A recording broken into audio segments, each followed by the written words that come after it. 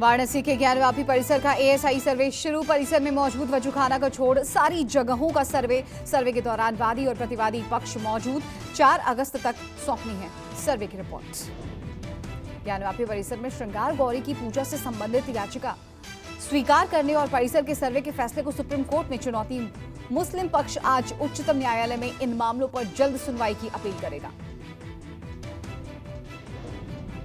दिल्ली के पूर्व मंत्री सत्येंद्र जैन की जमानत याचिका पर आज सुनवाई। जैन की जमानत अवधि बढ़ाई जाए या नहीं, इस पर आज सुनवाई होनी है। खराब सेहत के आधार पर 26 मई को दी गई थी जैन को 6 हफ्ते की जमानत।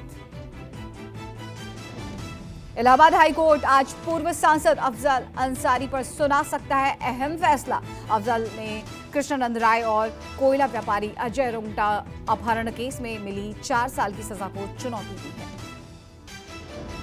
दिल्ली दंगे के आरोपी उमर खालिद की जमानत याचिका पर सुप्रीम कोर्ट में सुनवाई। खालिद पर 2020 में हुए दंगों की साजिश रचने का है आरोप। खालिद लगभग 3 साल से जेल में है बंद। केंद्रीय गृह मंत्री अमित शाह और उत्तराखंड के मुख्यमंत्री पुष्कर सिंह धामी के बीच यूसीसी को लेकर हुई बैठक पर रविवार रात हुई मीटिंग में यूसीसी समिति के सदस्य भी रहे मौजूद। संसद में आज भी मणिपुर सहित अन्य राज्यों में महिलाओं पर हुए हमले को लेकर हंगामे के आसार। संसद परिसर में गांधी प्रतिमा के सामने सत्ता पक्ष और विपक्ष का प्रदर्शन।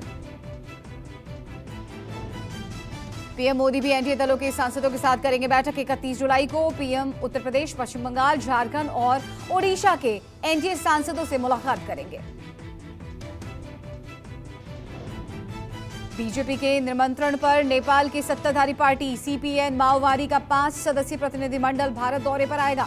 नेपाली डेलीगेशन 28 जुलाई तक भारत दौरे पर रहेगा।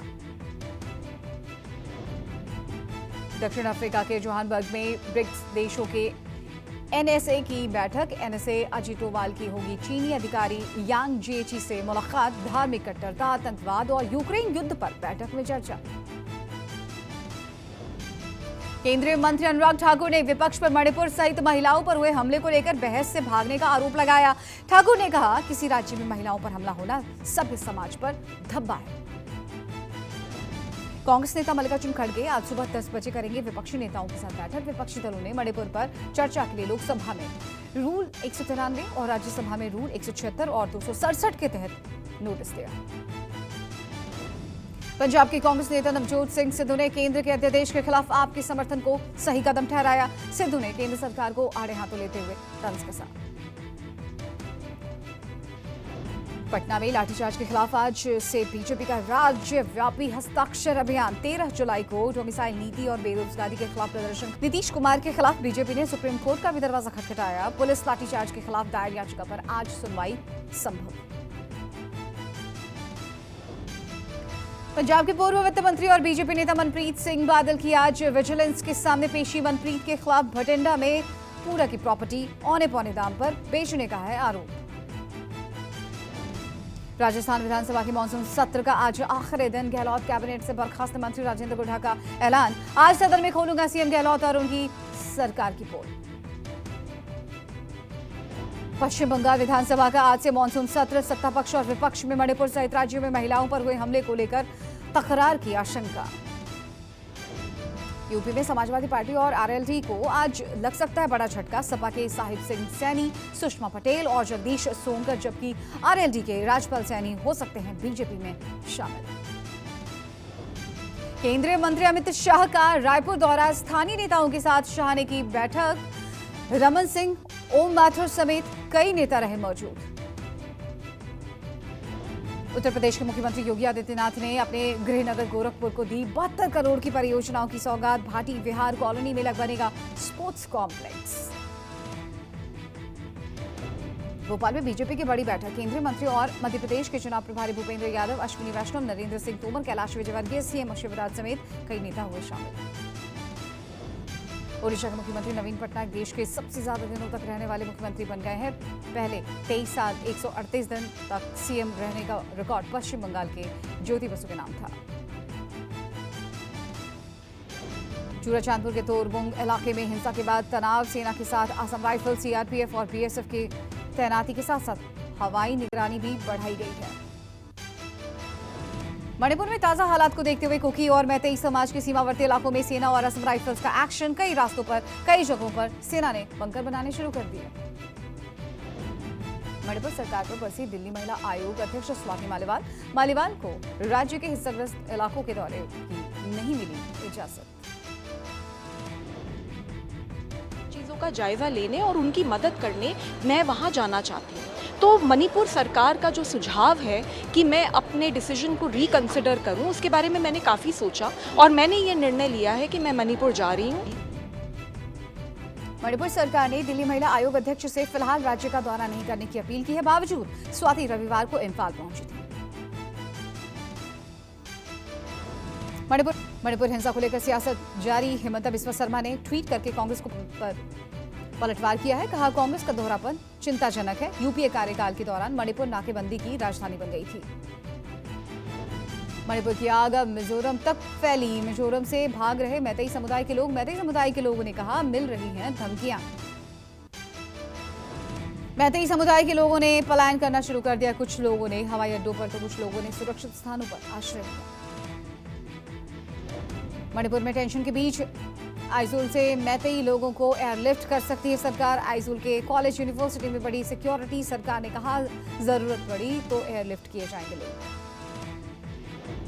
सोशल एक्टिविस्ट इरोम शर्मिला ने जाति हिंसाग्रस्त मणिपुर के लोगों को मानवीय होने की सलाह दी है। दोनों समुदाय हिंसा बर्बरता का रास्ता छोड़े। हिंसा से खुद का ही नुकसान हो रहा है। इरोम शर्मिला ने कहा, हिंसा के पीछे नशा बेरोजगारी है। केंद्र को जल्द से जल्द हिंसा पर काबू पाना चाहिए। मध्य प्रदेश चुनाव से पहले कांग्रेस बीजेपी में तेज हुई बयानबाजी। कांग्रेस के सिंधिया राजघराने पर रानी लक्ष्मीबाई को धोखा दिए जाने वाले बयान पर ज्योतिरादित्य सिंधिया ने चुप्पी तोड़ी।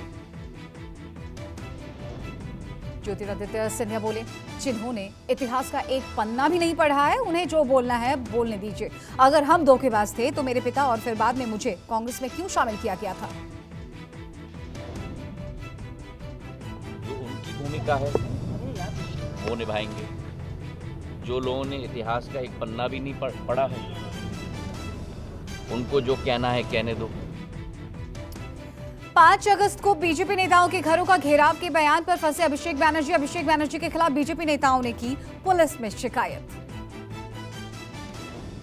अभिषेक बैनर्जी के खिलाफ हिंसा भड़काने को लेकर ऑनलाइन शिकायत दर्ज की गई है। शिकायत में कहा गया है कि अभिषेक ने बीजेपी कार्यकर्ताओं और नेताओं के आवास को घेरने के लिए भड़काऊ भाषण दिया।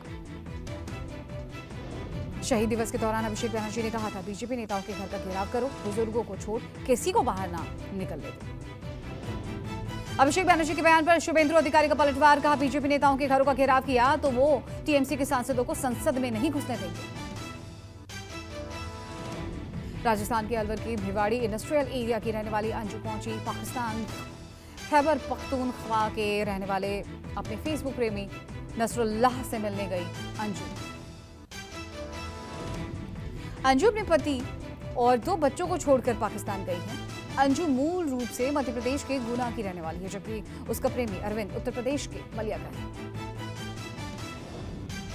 अंजू के पति का कहना है कि अंजू शुक्रवार को जयपुर जाने का कहकर निकली थी और फिर उसने कहा कि वो अपनी दोस्त से मिलने लाहौर जा रही है। पाकिस्तान से अपने प्यार के लिए आई सीमा हैदर की मदद करने के आरोप में बुलंदशहर से 2 भाई गिरफ्तार। पुष्पेंद्र और पवन मीणा जन सेवा केंद्र चलाते हैं और इन पर सचिन सीमा के आधार कार्ड में फेरबदल करने का आरोप है।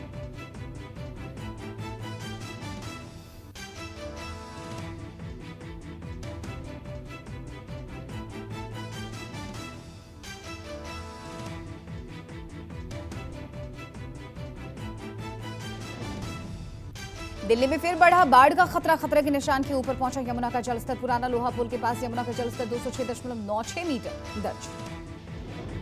पिछले 24 घंटे में दिल्ली में यमुना का जलस्तर तेजी से बढ़ा है। अधिकारियों की टीम कर रही है निगरानी। हथनीकुंड बैराज से लगातार छोड़ा जा रहा है पानी। कल बैराज से छोड़ा गया 2,23,000 क्यूसेक पानी। 3,59,000 क्यूसेक पानी छोड़ने से बिगड़े थे पिछली बार हालात। दिल्ली के कई इलाकों में एक बार फिर से मंडराया संकट। यमुना के जलस्तर में एक बार फिर से इजाफा। दोपहर तक 200 के पार पहुंच सकता है यमुना का जलस्तर। मौसम विभाग ने मुंबई और ठाणे में जारी किया बारिश का येलो अलर्ट। महाराष्ट्र के रायगढ़, पालघर और कोंकण में भारी बारिश की आशंका। लगातार हो रही बारिश से महाराष्ट्र के कई शहरों में बिगड़े हालात। ईस्टर्न एक्सप्रेसवे पानी में डूबा। भारी बारिश से मुंबई की मुसीबतें बढ़ी। महाराष्ट्र के नांदेड़ में बारिश ने बरपाया कहर। लगातार हो रही बारिश से जनजीवन हुआ अस्त व्यस्त, लोगों का बुरा हाल, कई इलाके जलमग्न। मौसम विभाग के मुताबिक पालघर, ठाणे, रायगढ़, रत्नागिरी और सिंधुदुर्ग में अलग अलग स्थानों पर भारी बारिश, ऑरेंज अलर्ट जारी। महाराष्ट्र में रायगढ़ में हुई लैंडस्लाइड के बाद रेस्क्यू ऑपरेशन अभी भी जारी है। हादसे में अब तक 27 लोगों की मौत, 81 लोग अब भी लापता। महाराष्ट्र के यवतमाल में भारी बारिश के चलते कई रिहायशी इलाके जलमग्न। बाढ़ में फंसे लोगों को एसडीआरएफ और एयरफोर्स की टीम ने हेलीकॉप्टर के जरिए सुरक्षित निकाला। भारतीय वायुसेना के 2 Mi-17 हेलीकॉप्टर बचाव अभियान में शामिल हैं। गांव में बाढ़ के कारण फंसे सभी लोगों को सुरक्षित निकाला गया। गुजरात की जूनागढ़, द्वारका, राजकोट, भावनगर और वलसाड़ में अगले 24 घंटे में भारी बारिश की आशंका। अहमदाबाद में जमकर हो रही बरसात। शहर में कई जगहों पर भारी जल जमाव। शहर के तमाम हिस्सों में हर तरफ नजर आ रहा है पानी ही पानी। वडोदरा में भारी बारिश की वजह से वडोदरा के कई इलाकों में जलभराव। लोगों के घरों में घुसा पानी। जलभराव के चलते लोगों को करना पड़ रहा है कई परेशानियों का सामना। गुजरात के जूनागढ़ में दिखा बारिश का कहर। बारिश के बाद कई इलाकों में जलभराव से लोग हुए परेशान। जूनागढ़ की बारिश में देखी हैरान करने वाली तस्वीरें। पानी की तेज धारा में कई वाहन बहे। बारिश में एक शख्स को अपनी कार को बचाना पड़ा। बहुत महंगा, कार के साथ बह गया शख्स। जूनागढ़ में हुई मूसलाधार बारिश के बाद निचले इलाकों में फंसे कई लोग, एनडीआरएफ की टीम ने रेस्क्यू कर उन्हें सुरक्षित स्थानों पर पहुंचाया। गुजरात के नवसारी में बाढ़ और बारिश ने मचाया कोहराम। पानी में डूबी सड़कें और फंसी कार। भारी बारिश ने लोगों का जीना किया मुहाल।